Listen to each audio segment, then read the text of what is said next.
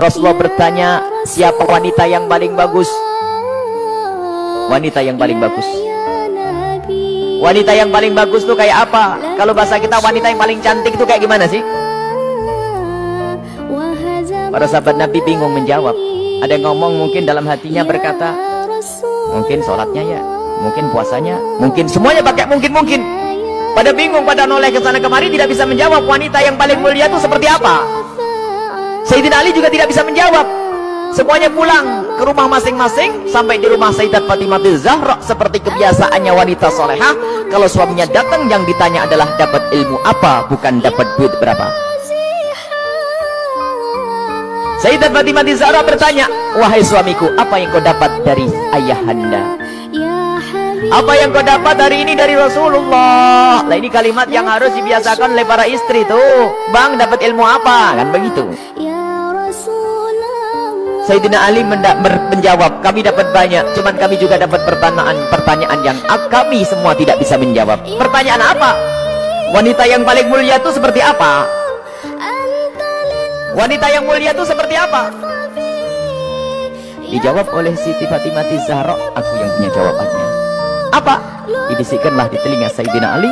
Seketika itu wajah Sayyidina Ali berbinar-binar senang, wajahnya berseri-seri, mata berbinar-binar.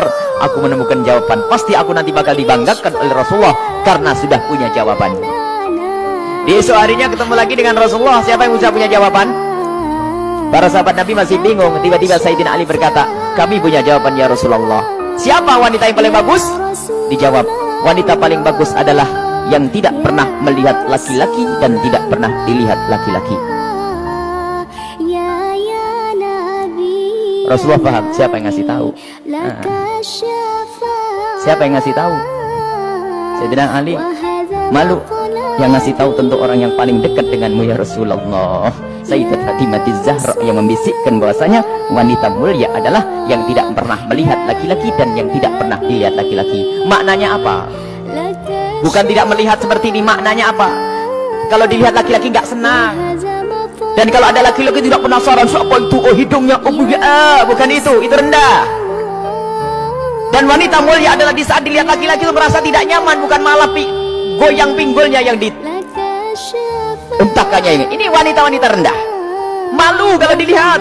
Kalau merasa ada laki-laki memperhatikan, merasa risih. Itu iman di dalam hatinya, itu kemuliaan, itu wanita mulia. Itu maksudnya. Bukan lalu menutup, tak boleh dilihat, aku harus kamar saja. Bukan, keluar dengan cara yang wajar, dengan mahram, dengan kelombongan wanita, dan danannya tidak pamer, yang sederhana.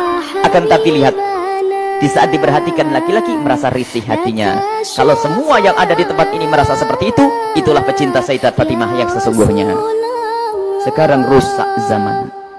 Wanita keluar semuanya pengen pamer apa yang ia miliki. Sudah begitu ngaku, aku pengikut Rasulullah, aku sering hadir marhabanan Maulid Nabi, ribuan manusia yang datang, aku insya Allah dapat syafaatnya Rasulullah. Tapi nggak nyambung dengan Sayyidat Fatimah Zahra. Jadi kita harus berusaha untuk menjadikan diri para wanita-wanita ini merasa tidak nyaman, tidak senang kalau tubuhnya diperhatikan oleh kaum. Ini iman, itu kemuliaan. Jadi tidak nyaman. Dan itu ada sifat-sifat semacam ini. Ada merasa risih. Ada yang Masya Allah kalau sudah diperhatikan merasa, waduh wajahnya mulai putih, kuning, hijau.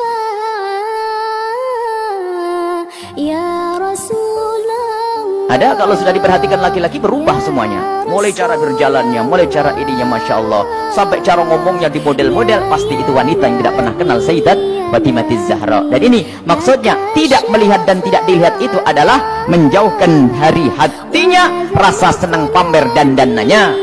Sampai suara pun dijaga. Suara dijaga Sayyidat Fatimah Zahra, suara dijaga, dan rasa malunya sangat tinggi Sayyidat Fatimah Zahra. Sangat malu, pemalu beliau itu. Pernah suatu ketika berada di teras rumah, bukan di teras, karena rumah jangan dianggap kayak rumah kita. Sebab rumah Rasulullah dengan Sayyidat Fatimah Zahra kalau digambarkan, kalau Masjid Nabawi ini segede ini dulu tuh. Masjid Nabawi kurang lebihnya seperti ini, seperti Masjid Taqwa ini sebelum dikembangkan.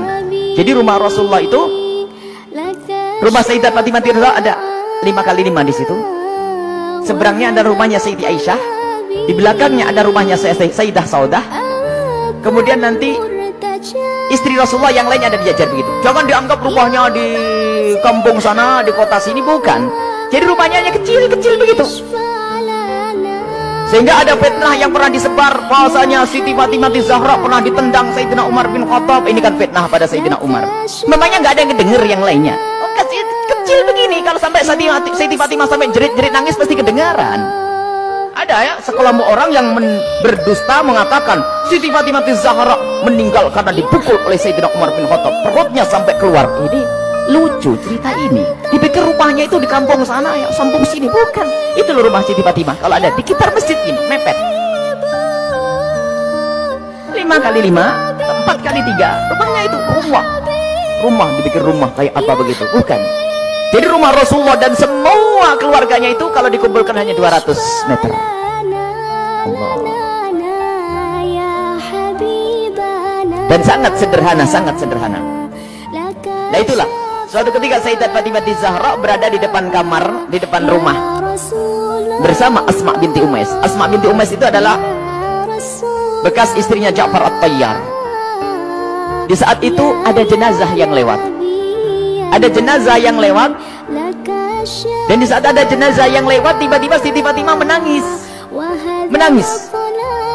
Dan menangisnya gak kira-kira. Sampai Asma ketakutan, kenapa wahai binti Rasulillah, wahai putri Rasulullah, engkau menangis seperti itu, ada apa? Kenapa engkau menangis? Baru setelah reda bisa menjawab, aku menangis, aku nanti pasti akan mati. Tentu engkau akan mati. Engkau akan mati. Bukan masalah kematian, tetapi aku tidak ingin nanti seperti itu. Kenapa dia?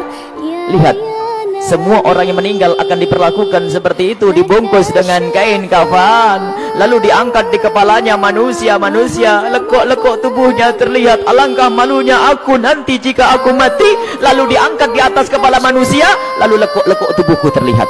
Oh, mikir lekuk tubuhnya. Subhanallah. Setelah mati itu yang digambarkan, bukan waktu hidup. Ini ngaku pecinta Fatimah Zahra, ngaku pecinta Sayyidat Fatimah Zahra, tidak pernah merasa risih lekuk tubuhnya dilihat orang. Jadi Siti Fatimah Zahra itu merasa malu kalau nanti dilihat setelah meninggal. Lalu Asma bercerita, wahai Fatimah, waktu aku di Habasyah, aku melihat ada orang itu, kalau ada orang meninggal itu dibuatkan satu kotak, kemudian mayat dimasukkan ke dalam kotak, kemudian ditutup pelepah korma sehingga tidak kelihatan itu. Kalau bahasa kita keranda. Mendengar jawaban seperti itu, Sayyidat Fatimah Zahra sangat senang dan menyambut dengan kegembiraan Asma. Aku berwasiat, kalau aku mati nanti tolong dibuatkan aku seperti itu. Dan akhirnya setelah Sayyidat Fatimah Zahra meninggal, Asma sendiri yang membuat untuk Sayyidat Fatimah Zahra. Dan inilah di dalam sejarah disebutkan bahwa pertama kali orang pakai keranda di dalam Islam adalah Sayyidat Fatimah Zahra. Bukan masalah pertamanya, tapi kita harus tahu maksudnya apa. Ini loh yang penting. Maksudnya adalah menjaga kehormatan. Padahal juga nggak apa-apa orang mati, kelihat auratnya pun tidak dosa. Orang meninggal tidak ditanya lagi oleh Allah. Akan tapi rasa malunya Sayyidat Fatimah Zahra sampai menghantarkan beliau untuk berwasiat kalau meninggal nanti agar dibuatkan yang demikian ini. Dan termasuk wasiat yang lainnya apa? Agar dikubur di malam hari. Tidak ingin, masih ingin, takut kalau dilihat oleh orang. Inilah Sayyidat Fatimah Zahra. Jadi rasa malunya luar biasa. Dan ini pendidikan dari Rasulullah SAW. Memang kita harus banyak mencontoh beliau. Rasa malu ini mahal. Kalau sudah malu ini dicabut dari seseorang, maka semuanya akan dilakukan dari keharaman.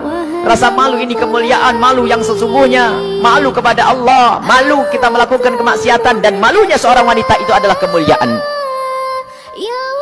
Siti Fatimah adalah suri toladannya.